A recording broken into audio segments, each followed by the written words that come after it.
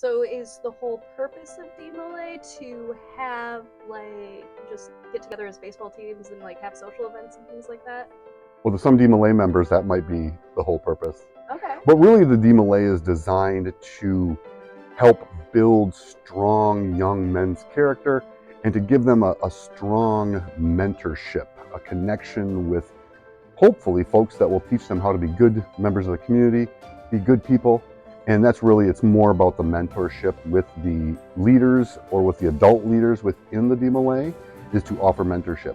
Or the older DeMolay members help mentoring the younger DeMolay members with the complete intention of self-improvement, improving your character, involvement with the community, any number of different reasons. But that's the real reason for it.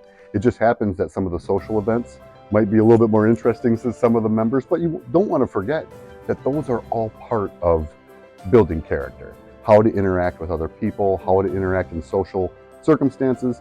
So those are all things that are given to the members whenever they can do it.